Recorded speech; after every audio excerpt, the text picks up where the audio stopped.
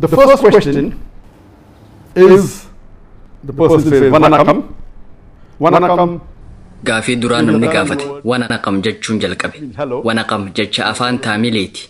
Hello jechuudha. Anis heloon siin ja'a. Namni gaafii tana gaafate warra Taamile je'eetii yaada. Akkana je'ee barreesse. An hordofaa amantii Hinduuti. Biyya Bahariin keessaan jiraadha. Waa'ee Islaamummaa irratti dhawaatumaan guyya guyyaan osoo waa dubbisuu hubannoo xiqqoo arkataatiin jira. Yaaboo arkaanota Islaamaa shananiin ala amaloota gurguddaa Islaamummaa kan namoonni akka Islaamummaa qeebalaniif kakaasannaaf himuu ni dandeessaa? Arkaanota shananiin beeka. Deebisaa. Obboleessi arkaanota Islaamaa shananiin ala qabxiilee gurguddoo shan tan namoonni akka Islaamummaa qeebalan kakaasanii fi wantoota Islaamummaatti nama dhiheessan beekuu barbaade. Wanneen an sitti himuu barbaadu wantoonni ijoon namoota musliman tahin gara Islaamummaa dhiheessan arkaanota shanani. Gabaabinaan waa'ee arkaanota Islaamaa shanan dubbadheetiin sanbooda qabxiilee barbaachisoo shan kanneen biroorraa dubbadha. Akkaan an amanutti sadarkaa tokkoffaa irratti wanni namoota musliman tahin gara Islaamummaatti yaamu tawxiida. Tokkichummaa Rabbitti amanuudha. Hubannoon waa'ee Rabbii Islaamummaa keessa jiru kan amantiiwwan kaanirraa adda. Rabbi tokko qofa akka ta'e amanutu keessa jira. Isa malee qaama biraa gabbaruu hin qabnu hubannoo ja'uutu keessa jira. Aangoon hundi tansaati. Inni shariika tokkollee hin qabu. Inni waahila tokkollee hin qabu. Tokkichummaa isaa qofa osoo hin taane hubannoon tawxiidaa akka waliigalaatti jiru kan isa malee qaama biraa gabbaruu hin qabnu ja'uutu dhugumatti namoota musliman tahin hawwata. Waa'ee Rabbii suuraa Al-Ikhlaas suuraa 112 aayaa 1 hanga 4 irratti ibsamee jira. Qul huwa Allahu ahad. Inni Allaha tokkicha je'i. Allahu samad. Rabbiin isa namuu itti haajamu. Lam yalid walam yuulad. Rabbii waa hin dhalle hin dhalannees. Walam yakun lahu kufuwan ahad.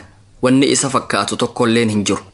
Suuraan Ikhlaas gabaabumatti ulaagaa amantiin tokko ittiin qormaatamu. Waa'ee Rabbiitis suuraa kanaatu nuuf hima. Hubannaa amantiileen biroo waa'ee gooftaa irratti qabanirraa kun adda. Amantiilee biroo keessatti gooftaan namaan wal aansoo wal qabee moohamee jira kan ja'utu jira. Akkasumas Rabbiin ilmoo qaba warri ja'us ni jira. Haadha warraatis ni qaba. Haati warra isaatis jalaa butamtee turte warri je'ee amanus ni jira. Gooftaan ajjeefamee ture warri ja'anis ni jiran. Amaloonni kunniin amala dhugaa kan gooftaatii miti. Islaamummaarraa wanni dura nama hawwatu tawxiida. Qabxiin lammeessoo tan namoota hawwattu arkaana Islaamaa lammaffaa kan ta'e salaata. Namni tokko hoggaa salaatu qalbiin isaa Rabbitti dhihaatti. Dawaan gaariin akka salaataan jiru nagaya sammuu namaaf kanna. Tasgabbii namaaf kanna. Akkasuma fakkeenya obbolummaa addunyaati. Nuti musliimoonni wayita salaataaf dhaabbannu ceekuu teenyaa fi miila keenya walitti maxxansinee waliin dhaabbanna. Namni si cinaa dhaabbatee salaataa jiru sun mootii ta'uus nama aadii ta'uus gurraacha yookiin adii ta'us ceekuu fi miila walitti maxxansinee dhaabbanna. Obbolummaa addunyaa tana guyyuu yeroo shan calaqqisna. Arkaanota Islaamaa shanan kan namoota gara Islaamummaatti afeeranirraa hin dubbachaa jira. Sadaffaan zakaa kannuudha. Dureessi kamuu kan qabeenya guddaa jechuunis waan warqii giraama 85 bituu danda'u ol qabu. Waan qaburraa dhibbeentaa 2.5 akka sadaqaa dirqamaatti namoota ibsaman 8 kannuu qaba. Namoonni karaa kanaan walitti dhufeenya gabbifatan. Rabbi suuraa Al-Hashar suuraa 59 aayaa 7 irratti zakaan qabeenyi dureeyyii qofa jidduu akka hin naannoyne godha jechuun nuuf hime. Dureessaa fi hiyyeessi akka walitti dhihaatan godha. Haalli kunis warra musliman tahin ni hawwata.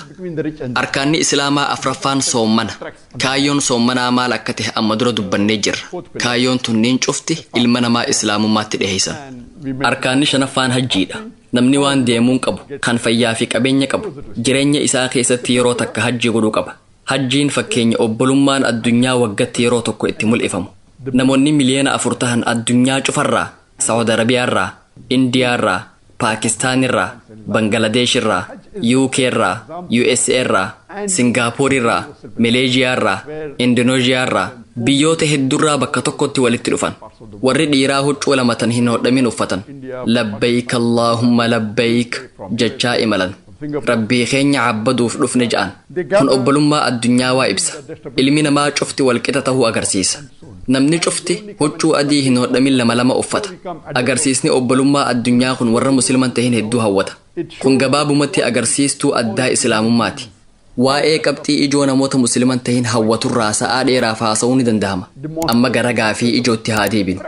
Arkaanota shananiin ala qabxiileen ijoon islaamummaan namoota musliman tahin ittiin hawwattu maali je'ee gaafate.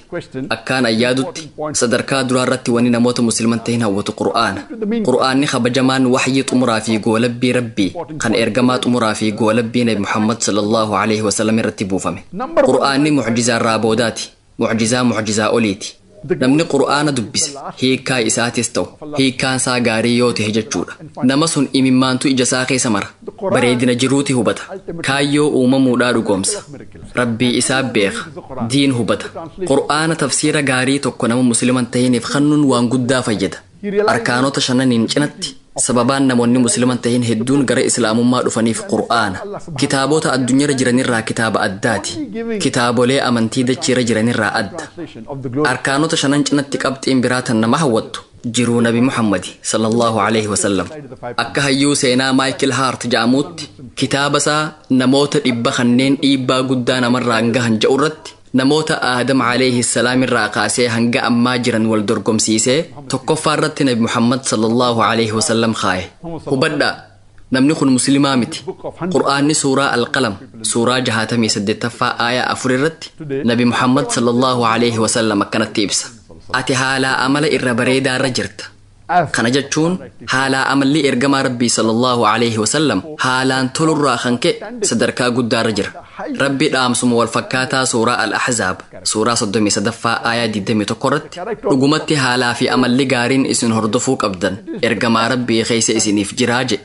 Amalli isaanii akkaataan jireenya isaanii haalli isaanii haalaan namatti tolurraa kan ka'e diinonni isaaniitu al-amiin amanamaa namaa dhugaa dubbataa ja'anii isaan yaaman isaan kabajanillee.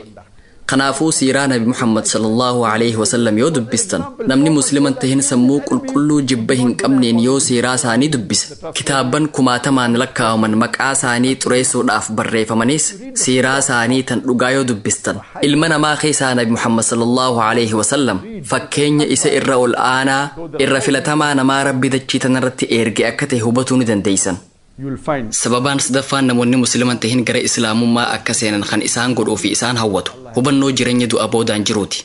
Du'a booda jireenyi jiraachuu isaa amanuu islaamaatu namoota hawwata. Sababni isaa naannawa keenya yoo laalle dogongora dalagaman hedduutu jira. Yakka hedduutu raawwatama. Haqa nama hedduutu dabutti jira.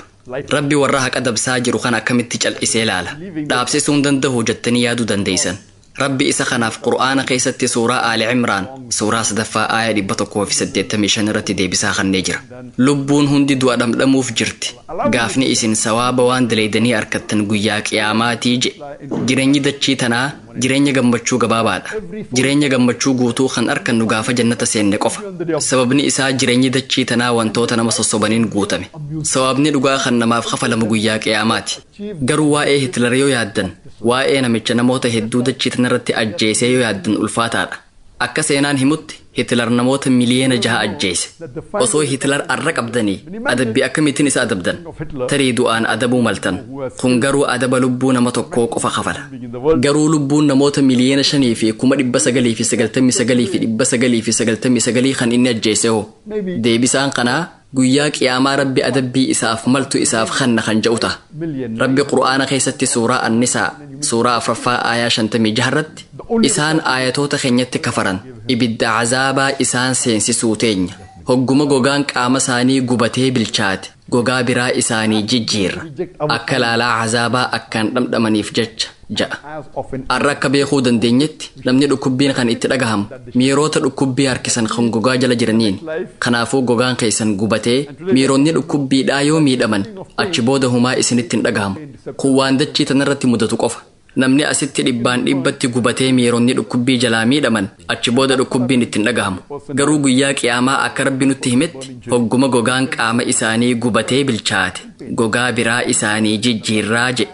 Kana jechuun rabbi Hitler yeroo miliyoona 6 gubuu yoo barbaade yeroo miliyoona 10 gubuu yoo barbaade yeroo miliyoona 12 gubuu yoo barbaade adabuu ni danda'a. Dachii ammara jiru tanarratti adabbii akkanaatiin isa adabuu hin dandeenyu.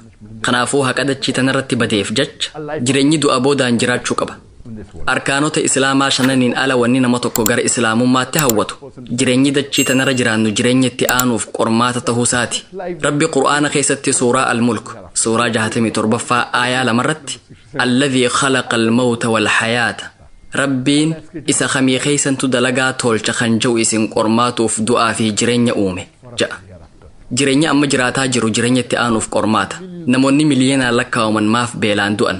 Hongee hedduutu jira. Rabbi subhaanahu wa ta'aalaa soorata isaaniif kan hin danda'u. Namoonni hedduun dhukkubaan du'aa jiran. Hollannaa lafaatiin du'aa jiran. Kun maaliif mudate jennee gaafachuu malla. Sababaan isaa jireenya amma jiraataa jirru kun isatti aanuuf qormaata. Rabbi subhaanahu wa ta'aalaa namoota garagaraa waan adda addaatiin qormaata. Namoota garii qabeenyaan qormaata. Namoota garii hiyyummaan qormaata. Namoota garii fayyaan qormaata. Namoota garii dhibeen qormaata. Rabbi Qur'aana keessatti suuraa Al-Baqraa suuraa 2ffaa aaya 155 irratti sodaa diinaatiin beelaan horiin namni isinirraa du'uunii fi midhaan isinirraa baduun isin qormaatuuf teenyaa jedhe. Rabbi ilma namaa karaa garagaraatiin qormaata. Arkaanota shananiin ala wanni nama musliman tahin hawwatu inni shanaffaan tawbaadha. Hubannoon tawbaa islaamummaa keessa jiru nama hawwata. Osoo hanga feete badii hedduu daleydellee badii gaara guddaa samii bira gahu osoo daleydellee halkan guutuu guyyaa guutuu badii dalaguu dandeessa. Garuu yoo dhugumaan tawbattee yoo araarama kadhatte Rabbi badii hundaaf araarama godha. Badii irra guddoo dachii tanaatu osoo daleyde jechuudha. Ati tawbannaan Rabbiin siif araarama. Kanaatu namoota hedduuf abdii kanna. Namni badii dalagaa ture kitaaba dubbisee gara jireenya haarawaatti dhufuu ni danda'a. Ni danda'a. Tarii irra hamaa namaa irra badii dalagaa dachii tanaa ta'uu mala. Yoo dhugumaan tawbatee araarama gaafate. Inshaa Allah Rabbi isaaf dhiisa. Bareedinni Islaamaa inni guddaan namni musliman turin tokko badii dalagaa eega tureen booda dhiisee gara Islaamummaa yoo deebi'e badiin isaa gara ajritti isaaf jijjiiramti. Namni musliman turin tokko badii dalagaa eega tureen booda yoo tawbate diliin tiyya gara toltuutti naaf jijjiiramti jee amana. Maashaa Allah. Kunniin qabxiilee shanan arkaanota Islaamaatiin ala jiran kan namoota gara Islaamummaatti hawwatani. Deebisaan an kanne gabaabduudha. Dhimma kanarraa sa'a dheeraaf haasa'uun hin danda'a. Garuu yeroon yeroo gaafii fi deebisaa waan taateef yeroo hedduu irratti fixuun barbaadu. Waan namni musliman tahin gaafateefin gaafii tanaaf deebisaa bal'isee kanne. I gave a reply in more detail.